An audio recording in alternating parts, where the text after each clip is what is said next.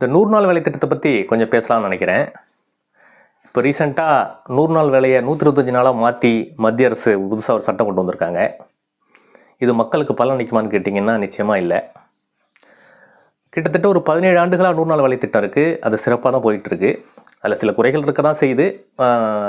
பொதுவான குறைகள் என்னென்னா விவசாயத்துக்கு ஆள் கிடைக்கல, இல்லை அங்கே அதனால் பொதுவாக வேலைகள் ஒன்றும் ப்ராப்பராக நடக்கலை அப்படிங்கிற மாதிரி இந்த மாதிரி சிறு குறைகள் இருந்தாலும் அந்த திட்டம் சிறப்பாக தான் போயிட்டு இருந்தது.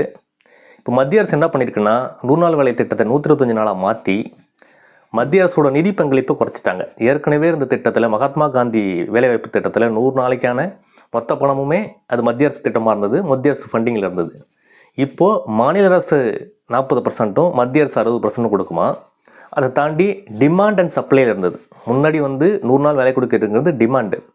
இப்போது சப்ளை 100 நாள் வேலை இருந்தால் தான்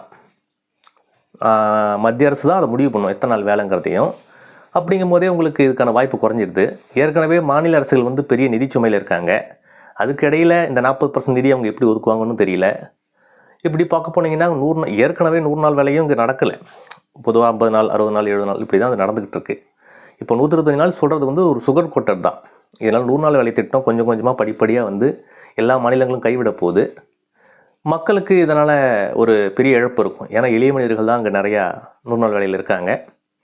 இது எப்படி போயும்னு நம்ம பொறுத்திருந்து பார்ப்போம். நன்றி.